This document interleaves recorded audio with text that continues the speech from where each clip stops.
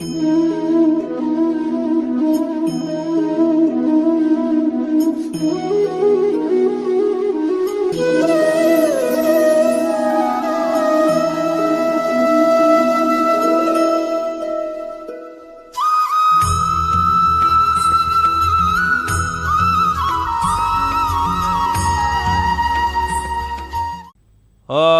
గణానాం త్వా గణపతిగం వవామహే కవిం కవీనాం ఉపవస్రవస్తమం జ్యేష్ఠరాజం బ్రహ్మణాం బ్రహ్మణస్పతాన శృణ్వన్నోతిభిస్సేదసాదనం ప్రణో దేవీ సరస్వతి వాజైర్వాజనేవతి ధీనామమిత్రైవతు యస్శివో నామ రూపాభ్యం యా దేవీ సర్వమంగళాం దేవ సంస్కరణాప్తం సర్వతో జయమంగళం లాభస్తేషాం జయస్తేషాం కుజస్తేషాం పరాభవః ఏషా వింధ్యవరస్యామో హృదయస్థో జనార్దనః ఆపదాః మహర్తారం ధాతారం సర్వసంపదాం లోకాభిరామం శ్రీరామం భూయో భూయో నమామ్యహం సర్వమంగళమాంగళ్యే శివే సర్వార్ధసాధకే శరణ్యే త్రయంబకే గౌరీ నారాయణి నమోస్తుతే. ఓం నమస్తే అస్తు భగవన్ విశ్వేశ్వరాయ మహాదేవాయ త్రయంబకాయ త్రిపురాంతకాయ త్రికాగ్నికాలాయ కాలాగ్నిరుద్రాయ నీలకంఠాయ మృత్యుంజయాయ సర్వేశ్వరాయ సదాశివాయ శ్రీమన్మహాదేవాయ నమో నమః. ఓం అరుణకిరణజాలైరంజితాసవగాసా విద్రుజపటికా పుస్తకాభీతిహస్త ఇతరకరవరాడ్యా పులహకలహర సంస్థానవసత హృదిబాలానిత్య కళ్యాణ శీల. ఓం బాలా త్రిపుర సుందరీ దేవతాయ నమో నమః. బ్రహ్మవాక్కు కార్యక్రమానికి స్వాగతం సుస్వాగతం.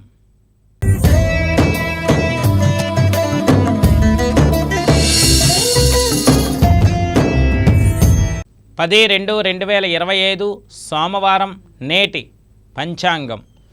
స్వస్తి శ్రీ శ్రీ క్రోధినామ సంవత్సరం ఉత్తరాయణ పుణ్యకాలం శిశిర ఋతువు మాఘమాసం. ఈరోజు సూర్యోదయం ఉదయం 6:35 మొదలవుతుంది. సూర్యాస్తమయం సాయంకాలం 5:57 మొదలవుతుంది. ఈరోజు తిథి మాఘ శుక్ల త్రయోదశి రాత్రి 7:23 వరకు. తదుపరి చతుర్దశి తిథి. ఈరోజు నక్షత్రం పునర్వసు నక్షత్రం రాత్రి 6:34 వరకు. తదుపరి పుష్యమీ నక్షత్రం. ఈరోజు యోగం ప్రీతి యోగం ఉదయం 11:24 వరకు. తదుపరి ఆయుష్మాన్ యోగం. ఈరోజు కరణం కౌలవ కరణం ఉదయం 7:47 వరకు. తదుపరి గరజి కరణం. ఈరోజు శుభ సమయం ఉదయం 5:48 నుండి 6:24 వరకు. తిరిగి సాయంకాలం 7 గంటల నుండి 7:24 వరకు. ఈరోజు రాహుకాలం ఉదయం 7:30 నుండి 9 గంటల వరకు. ఈరోజు యమగండ కాలం ఉదయం 10:30 నుండి 12 గంటల వరకు. ఈరోజు దుర్ముహూర్తం మధ్యాహ్నం 12:24 నుండి 1:12 వరకు. పునః మధ్యాహ్నం 2:46 నుండి 3:34 వరకు. ఈరోజు వర్జం ఉదయం 6:46 నుండి 8:20 వరకు. పునః తెల్లవారుజామున 2:44 నుండి 4:20 వరకు. ఈరోజు అమృత గడియలు సాయంత్రం 4:16 నుండి 5:50 వరకు. ఈరోజు రాశి చక్రంలో ఉన్నటువంటి గ్రహస్థితి గమనాన్ని ఒక్కసారి పరిశీలన చేస్తూ వృషభ రాశిలో గురువు, మిథున రాశిలో చంద్రకుజులు, కన్యా రాశిలో కేతువు, మకర రాశిలో రవి బుధులు, కుంభరాశిలో శని, మీనరాశిలో శుక్ర రాహువులతో ఈరోజు పంచాంగం రాశిచక్రంలో ఉన్నటువంటి గ్రహస్థితి పరిణామాన్ని మనం తెలుసుకున్నాం. తదుపరి మనం తెలుసుకోబోయే అంశం నేటి విశేషం.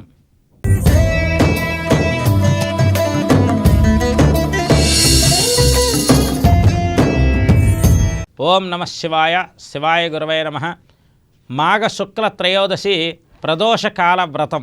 ఇది ఉమామహేశ్వరులకి చాలా చాలా ప్రీతికరమైనటువంటి రోజు.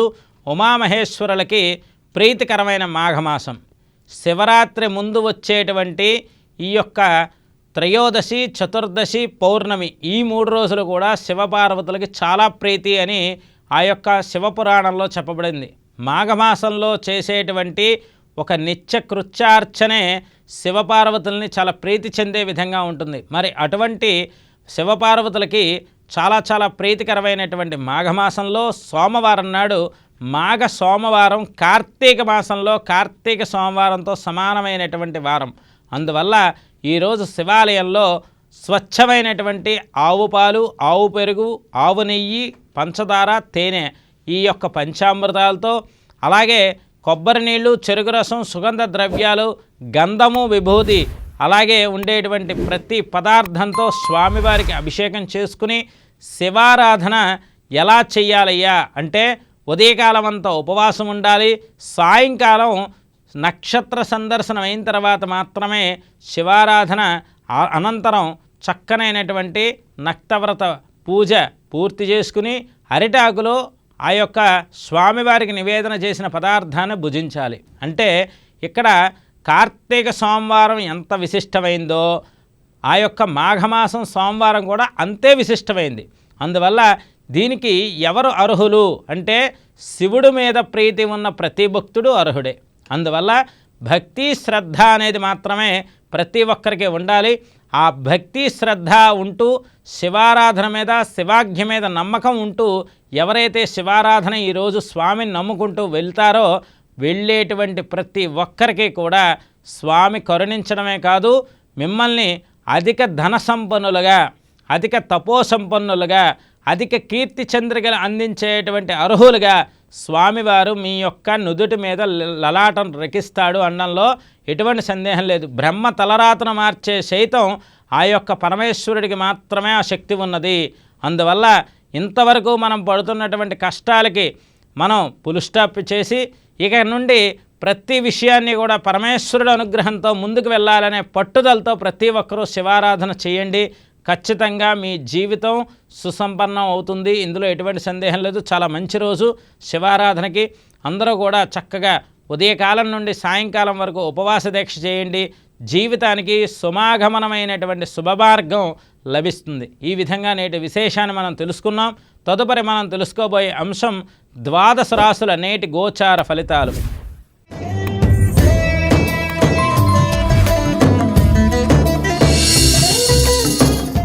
ముందుగా మేషరాశి.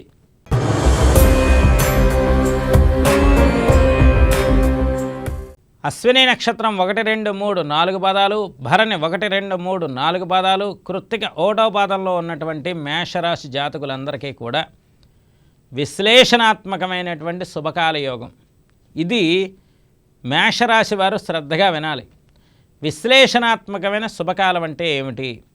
సాధారణంగా మేషరాశి వారికి కొన్ని గ్రహస్థితుల వల్ల చేతికి అందేది అంటకుండా కొన్ని ఇబ్బందులు పడేటువంటి సందర్భాలు అధికంగా ఉన్నాయి ఈ మధ్యకాలంలో. అంటే ఈ క్రోధనామ సంవత్సరం ఉగాది నుండి వీరికి ఖర్చు తప్ప లాభం కనబట్టలేదు. అటువంటి మేషరాశి వారికి ఇప్పుడు ద్విగుణీకృత ఆర్థిక లాభం అనేది లభిస్తోంది. ద్విగుణీకృత ఆర్థిక లాభం అంటే ఏమిటి అంటే 2 చేతుల సంపాదనకి సరిపడా ఆనందం. అంటే ఇక్కడ మేషరాశి వారికి ఒకవైపు ధనలాభం, ఒకవైపు మానసిక ప్రశాంతతతో కూడిన ఆరోగ్యవంతమైన జీవితం ఖచ్చితంగా మేషరాశి వారికి లభిస్తోంది. మీరు ఖచ్చితంగా శివారాధన చేసుకుని విభూది పెట్టుకోండి. చక్కగా విభూది, చక్కనైనటువంటి విభూది పెట్టుకుని బొట్టు పెట్టుకుని బయటికి వెళ్ళేటప్పుడు ఓం నమః శివాయ అనుకుంటూ వెళ్ళండి. ఇలా శివరాత్రి తర్వాత వచ్చే అమావాస్య వరకు చేయండి. అంటే మాఘ బహుళ అమావాస్య వరకు దీక్షగా చేయండి. ఖచ్చితంగా మీకు అన్ని రకాలుగా శుభం చేకూరుతుంది. అద్భుతమైనటువంటి కన్యాదాన ఫలితం మీ చేతికి లభించడానికి స్వామి అనుగ్రహిస్తారు. తదుపరి మనం తెలుసుకోబోయే రాశి వృషభ రాశి.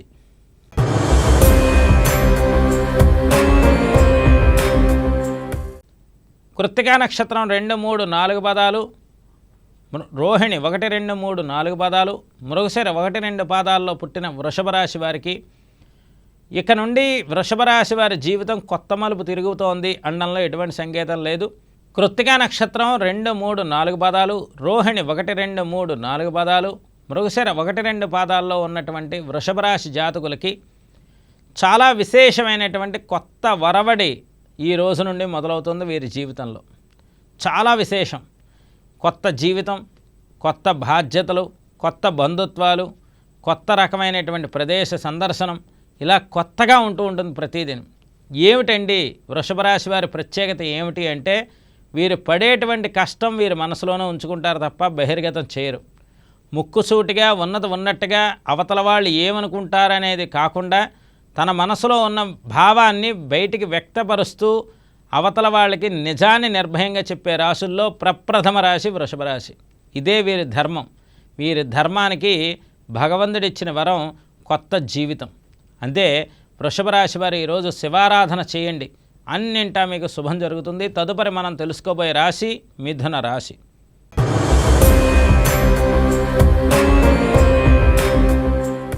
మృగశిర నక్షత్రం 3-4 పాదాలు, ఆరుద్ర 1, 2, 3, 4 పాదాలు, పునర్వసు 1, 2, 3 పాదాల్లో పుట్టిన ఈ యొక్క మిథున రాశి జాతకులకి చంద్రబలంతో దూసుకుపోతారు. ఈరోజు అద్భుతమైన చంద్రబలం, ఏ పని చేసినా కార్యసిద్ధి యోగం, అన్నింటా ఆత్మవిశ్వాసంతో కూడినటువంటి జీవితం, శరీరం మీద పటుత్వంగా ఉండేటువంటి ఆ యొక్క వైద్య సదుపాయాన్ని కల్పించుకోవడం, అలాగే మోకాళ్ళ నొప్పులు, ఒళ్ళు నొప్పులు, అలాగే జలుబు, జ్వరం ఇలాంటివి వస్తున్నప్పుడు వీటి మీద శ్రద్ధ పెట్టి తగిన మందులు వేసుకుని ఆ యొక్క శరీరాన్ని పటుత్వంగా చేసుకోవాలి, ఆరోగ్యంగా ఉండాలనే పట్టుదల అనుకోకుండా ఈ యొక్క మిథున రాశి వారికి జరుగుతుంది.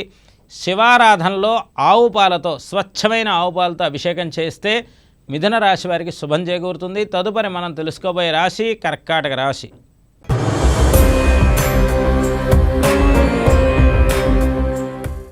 పునర్వసు నక్షత్రం 4వ పాదం, పుష్యమి 1, 2, 3, 4 పాదాలు, ఆశ్లేష 1, 2, 3, 4 పాదాల్లో ఉన్నటువంటి కర్కాటక రాశి జాతకులకి అష్టమ స్థానంలో ఉన్నటువంటి శని తీవ్రత తగ్గుముఖం పట్టినప్పటికీ ఇక్కడ ద్వాదశ స్థానంలో ఉన్నటువంటి చంద్రుడు ఎప్పుడైతే ఈ కుజుడితో ఉన్నారో ఈరోజు కొంచెం ఇబ్బందికరమైనటువంటి అంశాలు జరిగినప్పటికీ ఈరోజు మాత్రం కర్కాటక రాశి వారికి మాత్రం కొన్ని ఇబ్బందులు అనేవి తలెత్తుతాయి ఆరోగ్యరీత్యా. అందువల్ల ఈ సోమవారం శివాలయంలోని చెరుకు రసంతో అభిషేకం చేసుకోండి, మీకు అన్నింటా శుభం జరుగుతుంది. మీరు అక్కడ ఉన్నటువంటి పండితులకి స్వయంపాక దక్షిణ తాంబూలాది క్రతువులు చేయండి, మీకు ఇంకా శుభం జరుగుతుంది. తదుపరి మనం తెలుసుకోబోయే రాశి సింహరాశి.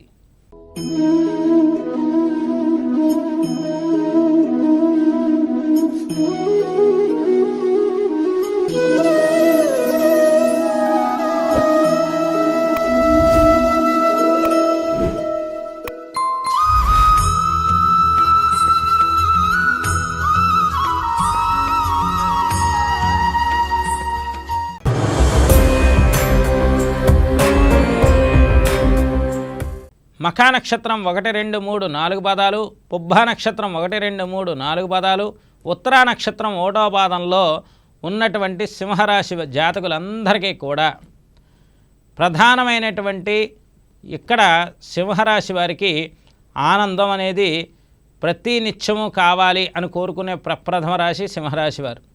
మిగిలిన ఆ యొక్క 11 రాశుల వారికి కూడా ఆనందం ఒక రకమైనటువంటి విధి విధానాల్లో వస్తే సింహరాశి వారు ఆనందంగా ఉండడమే శాశ్వతమైన జీవితంగా కోరుకుంటారు. మరి ఈ ఆనందం రావాలంటే సింహరాశి వారు ఏం చేయాలి? మారేడు దళాలతో శివునికి అర్చన చేయించండి. ఈరోజు కనుక మారేడు దళాలతో శివుని ఆరాధన చేసి, శివారాధన మారేడు దళాలతో కనుక చేసి బిల్వాష్టోత్తర శతనామావళి ఉంటుంది. ఈ యొక్క బిల్వాష్టోత్తర శతనామావళి అనేటువంటి మంత్రాన్ని జపం చేసుకుంటూ ఉంటే ఆనందమే పరమావధిగా మీకు ఉండేటువంటి సమస్యలు, అప్పులు, బాధలు అన్నీ తొలగిపోయి మీ వ్యాపారం, ముఖ్యంగా సింహరాశి వారు వ్యాపారం చేస్తే చాలా పర్ఫెక్ట్గా చేస్తారు. వాళ్ళు ఆ వ్యాపారంలో ఎటువంటి నష్టాలు లేకుండా కరెక్ట్గా మీకు సమయానుకూలంగా ధనం లభించడానికి, సమయానుకూలంగా మీ మాట తీరు విధానం మెరుగుపడడానికి అద్భుతంగా ఉంటుంది. ధనయోగం కూడా చాలా అద్భుతంగా ఉంటుంది. తదుపరి మనం తెలుసుకోబోయే రాశి కన్యా రాశి.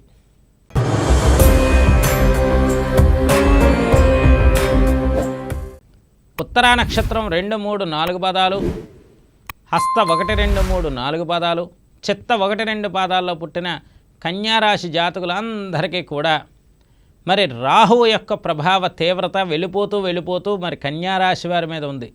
ఇక్కడ చూడండి, కన్యారాశి వారి మీద ఎన్ని గ్రహాలు ఉన్నాయంటే అత్యంత కీలకవంతమైనటువంటి గ్రహం రాహుగ్రహం.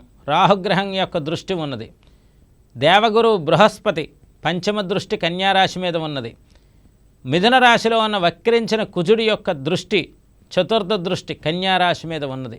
అంటే 3 గ్రహాల యొక్క స్థితి, దీనికి తోడు ఉచ్చస్థితిలో ఉన్న శుక్రుడి యొక్క స్థితి కన్యారాశి మీదే ఉన్నది.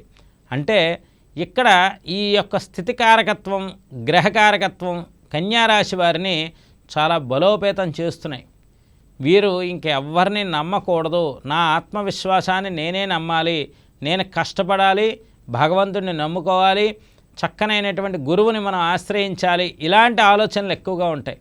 ప్రతి పనిలోని కూడా విజయ సాధన కన్యారాశి వారికి ఉన్నది. అందువల్ల ఈ యొక్క కన్యారాశి వారికి చక్కనైనటువంటి శివారాధన తేనెతో కనుక చేస్తే మీరు చాలా అద్భుతంగా ఉంటుంది. ఆ తేనెతో చేసినప్పుడు శ్రీ సూక్త పారాయణ విధానంగా తేనెతో చేయాలి. శ్రీ సూక్తం చదువుతూ తేనెతో శివుడికి అభిషేకం చేస్తే లక్ష్మీ వైభవం తాండవం చేస్తుంది. తదుపరి మనం తెలుసుకోబోయే రాశి తులారాశి.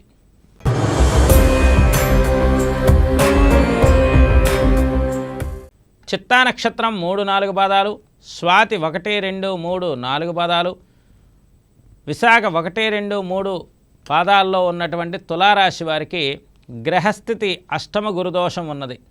భాగ్యస్థానంలో కుజదోషం కూడా ఉన్నది. అలాగే ద్వాదశంలో కేతుదోషం ఉన్నది. అర్ధాష్టమంలో రవిదోషం ఉన్నది. ఇక్కడ గ్రహస్థితులన్నీ దోషభూయిష్టంగా ఉన్నాయి. కొన్ని గ్రహాల యొక్క పరిస్థితి దోషభూయిష్టంగా ఉన్నప్పుడు మిమ్మల్ని రక్షించే దేవుడు ఎవరు? పరమేశ్వరుడు మాత్రమే. కాలానికి అధిపతి ఆయనే. అందువల్ల ఆ యొక్క కాలానికి అధిపతి అయినటువంటి పరమేశ్వరుడి దగ్గర పంచామృతాలతోని విభూది, గంధం, సుగంధ ద్రవ్యాలతో చక్కగా సామ్రాజ్య పట్టాభిషేక క్రతువుతో ఏకాదశ రుద్రాభిషేకం చేయించుకోండి. శివాలయంలో అధిక శాతం గడపండి. నక్తవ్రతం చేయండి. ఉపవాస దీక్ష చేయండి. ముఖ్యంగా వివాహ ప్రతిబంధక దోషాలు, విద్యా ప్రతిబంధక దోషాలు, అలాగే ధనపరమైన ప్రతిబంధక దోషాలు తులారాశి వారికి తొలగిపోతాయి. మనస్సు ప్రశాంతంగా ఉంటుంది.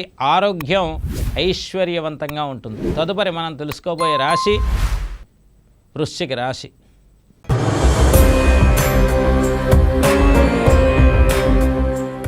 విశాఖ నక్షత్రం 4వ పాదం, అనురాధ 1, 2, 3, 4 పాదాలు, జ్యేష్ఠ 1, 2, 3, 4 పాదాల్లో పుట్టిన ఈ యొక్క వృశ్చిక రాశి వారికి గురుబలం అద్భుతంగా ఉన్నది కావున, అష్టమ చంద్రదోషం ఉన్నది కావున చక్కనైనటువంటి శివారాధన చెయ్యాలి. ఒకవేళ శివాలయం మీ ఇంటి నుండి దూరంగా ఉంది, ఏం చెయ్యాలి అంటే ఇంట్లో కూర్చుని మడిగా ఒక దగ్గర శివుడి యొక్క అష్టోత్తర శతనామావళి, నిధనపతయే నమః, నిధనపతాంకితాయ నమః, ఊర్ధ్వాయ నమః, ఊర్ధ్వలింగాయ నమః అని అంటూ ఆ యొక్క 11 నామాలు అయిన తర్వాత శివాయ నమః, మహేశ్వరాయ నమః, శంభవే నమః, పినాకినే నమః, శశిశేఖరాయ నమః అంటూ అష్టోత్తర శతనామావళి చదువుకుని ఆ శివుడు ఫోటో ముందు కూర్చుని ఒక్కసారి స్వామికి నమస్కారం చేసి ఒక కొబ్బరికాయ కొట్టండి. ఎందుకంటే ఇది కూడా నోరు తిరగట్లేదండి అంటే ఓం నమః శివాయ, ఓం నమః శివాయ అంటూ 108 సార్లు చదువుకుని మీ దినచర్యను మొదలుపెట్టండి. దానివల్ల ఏం జరుగుతుందయ్యా అంటే ఖచ్చితమైనటువంటి శుభయోగ పరంపర వృశ్చిక రాశి వారికి జరుగుతుంది. అన్ని ప్రతిబంధక దోషాలు స్వామివారి వల్ల నిగూఢంగా మీకు ప్రత్యక్షమవుతాయి. తదుపరి మనం తెలుసుకోబోయే రాశి ధనుస్సు రాశి.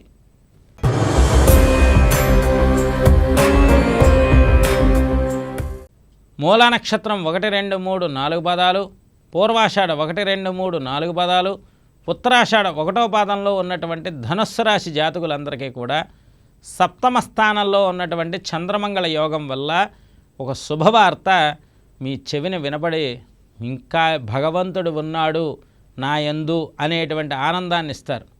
ఎందుకంటే ఈ యొక్క ధనుస్సు రాశి వారికి వృత్తికారకుడైనటువంటి రవి అంటే ధనుస్సు రాశి నుండి భాగ్యాధిపతి రవి, వృత్తికారకుడు, ధనకారకుడు, భాగ్యకారకుడైన రవి, ఈ యొక్క రవి ద్వితీయ స్థానంలో శత్రుక్షేత్రంలో పడిపోవడం వల్ల జనవరి 14, 2025 నుండి కొద్దిగా వృత్తిలోని కొన్ని ఆటంకాలు ఎదురయ్యి అన్నీ కూడా వచ్చినట్టే వచ్చి వెనక్కి వెళ్తుండడం ధనుస్సు రాశి వారి మనస్సు కొంచెం ఇబ్బందిగా ఉంది. మరి ధనిష్ఠా నక్షత్రం 1వ పాదంలో రవి ప్రవేశం జరిగి ఇంకా 2వ పాదం అయ్యి 3వ పాదంలోకి కుంభ సంక్రమణం జరుగుతున్న రోజులు మొదలయ్యే కావున ఇక వీరి యొక్క వృత్తికి ఆటంకాలన్నీ పోయి ఇంకా వృత్తి పెరుగుదల అమాంతం ఆకాశానికి అంటే విధంగా, ధనయోగం వచ్చే విధంగా, అపస్మారక స్థితుల నుండి బయటపడే విధంగా ఇత్యాదివన్నీ కూడా ఈ యొక్క ధనుస్సు రాశి వారికి జరుగుతాయి. ఇంకా పరమేశ్వరుడు మీ యందు ఉన్నాడు, మీ ధర్మనిరత పరమేశ్వరుడు మెచ్చాడు అని ఓ శుభవార్త చంద్రమంగళ యోగం వల్ల ముఖ్యంగా వివాహాది శుభ కార్యక్రమాల విషయాల్లో కూడా ఒక శుభవార్త రావడం, దానికి సంబంధించిన అడుగులు వేయడం ఈ ధనుస్సు రాశి వారికి చాలా విశేషమైన లాభదాయకం. అలాగే శివారాధన, చక్కనైనటువంటి శివారాధన స్వచ్ఛమైన ఆవు పాలతో చేసుకోగలిగితే మాత్రం శుభం చేకూరుతుంది. తదుపరి మనం తెలుసుకోబోయే రాశి మకర రాశి.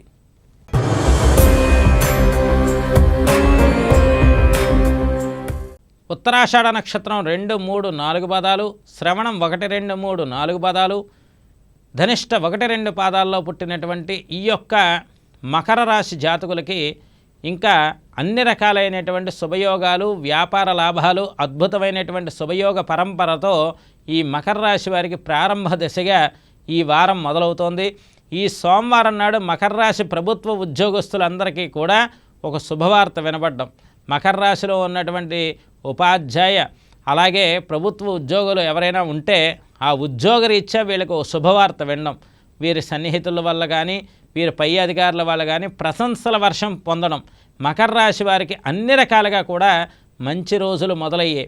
అందువల్ల మంచి మొదలైనప్పుడు మీరు చేయవలసింది ఆ మంచిని ఇచ్చేటువంటి శివుడికి ఒక్క అభిషేకం చేసుకోవడం, చక్కగా అర్చన చేసుకోవడం, మనస్సును ప్రశాంతంగా ఉంచమని ప్రార్థన చేస్తూ కాలాన్ని కలిసి రావాలని స్వామిని అనుగ్రహించమని కోరుకోవడం. ఈ విధంగా చేసుకోండి. మకర రాశి వారు చాలా అద్భుతమైనటువంటి యోగవంతమైన కాలం. ఏ పని మొదలుపెట్టండి అద్భుతంగా మీకు వర్ధిల్లుతుంది. తదుపరి మనం తెలుసుకోబోయే రాశి కుంభరాశి.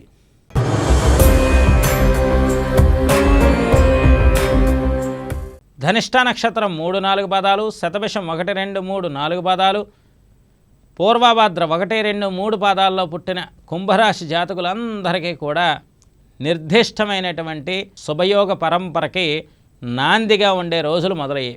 బాధ్యతలు పెరుగుతాయి. కొత్త కొత్త బంధువర్గం మీ యందు ప్రేమ ఆప్యాయతలు కురిపిస్తారు.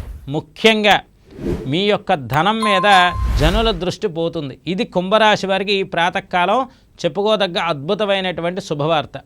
ఎందుకంటే మీరు ఎంత కష్టపడుతున్న రూపాయి తెచ్చుకుంటున్నా ఆ రూపాయి మీద జనదృష్టి ఉండి ఖర్చు అధికంగా అవుతూ ఉండడం, మానసికంగా బాధగా ఉండడం, ఇది కుంభరాశి వారికి గత కొద్ది కాలంగా ఇబ్బంది పెడుతోంది. ఇక నుండి ఆ ధనం నిలవ ఉంటుంది, జనదృష్టి మీ మీద ఉండదు, అధికమైనటువంటి రుణ ఒత్తిడిల నుండి బయటపడతారు, ప్రశాంతమైన జీవితం ఉంటుంది. అన్ని రకాలుగా కూడా ఈ యొక్క కుంభరాశి వారికి ఈరోజు శివారాధన చెరుకు రసంతో కనుక చేసుకోగలిగితే చాలా విశేషంగా లాభిస్తుంది. తదుపరి మనం తెలుసుకోబోయే రాశి మీన రాశి.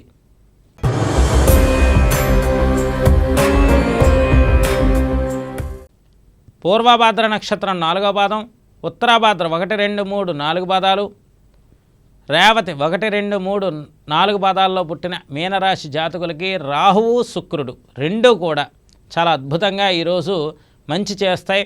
శివారాధన చేయండి. మీనరాశి వారు ఏ పని చేసినా కూడా కలిసి వస్తుంది. ఎందుకంటే ఏలినాటి శనిలో, అందులోని మీనరాశి వారికి ఏలినాటి శనిలో కొన్ని రాజయోగాలు కూడా వస్తాయి. ఆ రాజయోగాలు రావాలి అంటే మనకి శివాజ్ఞ అనేది ఖచ్చితంగా ఉండాలి. అందువల్ల మీరు శివరాత్రి వరకు కూడా శివారాధన ఈ రోజు నుండి మొదలుపెట్టండి. చక్కగా స్వామి అనుగ్రహంతో ప్రతి పనిలోని విజయావకాశాలు, ముఖ్యంగా ఈ యొక్క మీనరాశిలో ఉన్నటువంటి విద్యార్థులకి చదువు బాగా వస్తుంది, ఆరోగ్యం బాగుంటుంది. ముఖ్యంగా ఈ యొక్క మీనరాశిలో ఉన్న పెద్దలు ఎవరైతే మీ పిల్లల జీవిత స్థిరత్వానికి కోరుకుంటున్నారో, మీ పిల్లల కోసమైనా మీరు జాగ్రత్తగా చక్కగా శివారాధన చేయడం వల్ల మీ జీవితం కూడా అన్ని రకాలుగా కూడా శుభం జరిగి మీ పిల్లల వృద్ధిని మీరు చూసే యోగం ఆ పరమేశ్వరుడే ఇస్తాడు. చేపట్టే ప్రతి పనిలోనే కూడా ఆర్థిక సౌజన్యం అనేది అద్భుతంగా ఉంది ఈరోజు. అందువల్ల ఈ విధంగా 12 రాశులకి కూడా ఈరోజు శివారాధన చాలా బాగా పనిచేస్తుంది. తదుపరి మనం తెలుసుకోబోయే అంశం నేటి ధర్మ సందేహం.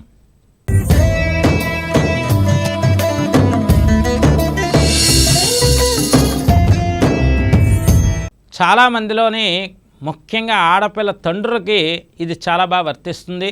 వారిని కన్యాదాత అంటారు. ఒక ఆడపిల్ల తండ్రి తన కూతురుని చక్కనైనటువంటి వరుణ్ణి వరాన్వేషణ అనంతరం వరనిశ్చయం చేసుకుని ఆ యొక్క పాణిగ్రహణం అనేటువంటి శుభముహూర్త కాలంలో ఆ యొక్క కన్యాదాత ఆ అమ్మాయిని తన చేతుల్లోని ఆ యొక్క వరుడి చేతుల్లో పెట్టి ధర్మేచ అర్థేచ కామేచ మోక్షేచ నాతి చరితవ్య అంటే ఇక్కడ వరుడు నాతి చరామని ప్రమాణం చేస్తారు. అన్నీ బాగున్నాయి, చక్కనైనటువంటి బంధువులు వచ్చారు, అందరూ కూడా శుభప్రదంగా ఉన్నారు. కానీ ఇదంతా జరగడానికి కన్యాదాతకు ఉన్నటువంటి విశిష్టత ఏమిటి అంటే దశవర్షేషాం దశపూర్వేషాం దశాపరేషాం మతవంశానాం అని 21 తరాలని తరింపజేసేటువంటి కన్యాదాత వివాహం చెయ్యాలి, తన కూతురికి వివాహం చెయ్యాలి అంటే ప్రతి నిత్యము కూడా శివాలయంలోకి వెళ్ళి శివుడికి ఎంతో కొంత కనీసం కొండంత శివుడికి చెంబుడు నీళ్ళైనా ధారపోయాలి అని శాస్త్రం చెప్పబడింది. అంటే ఒక 21 రోజులు శివారాధన కనుక కన్యాదాత చేస్తేట వచ్చేటువంటి అల్లుడు సొంత కొడుకు లాంటి అల్లుడు వస్తాడట. ఎందుకంటే ఇది ఆడపిల్ల తండ్రి, ప్రతి ఒక్క ఆడపిల్ల తండ్రి పాటించవలసినటువంటి సూత్రం. ఎందుకంటే తనకన్నా వయసులో చిన్నవాడి ఉన్నటువంటి ఆ వరుడి యొక్క కాళ్ళు పట్టుకుని లక్ష్మీనారాయణ స్వరూపంగా కాళ్ళు కడుగుతున్నప్పుడు ఈ యొక్క వయసులో పెద్దవాడైనటువంటి తండ్రి యొక్క ఆయుర్దాయం క్షీణించకుండా ఆయుర్దాయంతో పాటు ఐశ్వర్యాన్ని కూడా పెంచే దేవుడు ఆ యొక్క పరమేశ్వరుడు మాత్రమే. అందుకే కూతుర్ని లక్ష్మీదేవిలాగా అల్లుడిని నారాయణుడిగా భావించి అక్కడ కళ్యాణం చేసేటువంటి పెద్దే కన్యాదాత. అంతే వివాహ వ్యవస్థలో చాలా పెద్ద వ్యవస్థ ఎవరిది అంటే కన్యాదాతకే మొట్టమొదటి ప్రాధాన్యత. అందువల్ల ఆడపిల్ల తండ్రి ఎప్పుడూ కూడా ప్రామాణికమైనటువంటి స్వరూపం. అటువంటి కన్యాదాత ఏం చెయ్యాలయ్యా అంటే ఈ మాఘమాసంలో శుక్లపక్ష త్రయోదశి నుండి 21 రోజులు ఏకబిగిన దీక్ష చెయ్యాలి. ఏకవింశతి శివదీక్ష చేసి శివాలయంలో చక్కగా ఆ యొక్క శివుడికి అభిషేకం చేస్తే చక్కని వరుడు, చక్కనైనటువంటి కొడుకు లాంటి అల్లుడు దొరికి ఆనందంగా ఉంటాడు. అలాగే ఇక్కడ ఒకవేళ మీ అమ్మాయికి వివాహం అయిపోయింది, అల్లుడు కూతురు కూడా ఉన్నారు, మనవడు మనవరాలు ఉన్నారు, అయినా కూడా మీరు చేసేటువంటి శివారాధన మీ యొక్క అల్లుడికి, కూతురికి, మనవడికి, మనవరాలకి ఆశీర్వచనంగా ఉంటుంది. అంటే కన్యాదానం చేసినటువంటి వ్యక్తి మాఘమాసంలో చేసే ఆ యొక్క శివారాధన సుభిక్షతకి తార్కాణం. అందువల్ల ప్రతి ఒక్కరూ కూడా ఈ యొక్క కన్యాదాత స్థానంలో ఉన్న ప్రతి ఒక్కరూ కూడా ఈ త్రయోదశి నుండి మీరు ఒక 21 రోజులు చక్కగా శివారాధన చేయండి. దానివల్ల అంతా కూడా సుభిక్షంగా ఉంటుంది. ఈ విధంగా నేడు ధర్మ సందేహాన్ని విశదీకరించాం. రేపు మంగళవారం అద్భుతమైన ఆంజనేయ స్వామి ఆరాధనతో విశేషమైనటువంటి గ్రహమాలిక విశేషంతో రేపు మళ్ళీ కలుద్దాం. అందరికీ కూడా శివానుగ్రహం ఉండాలని మనసావాచ కోరుకుంటూ సర్వే జనా సుఖినో భవంతు స్వస్తి. లోకా సమస్తా సుఖినో భవంతు స్వస్తి.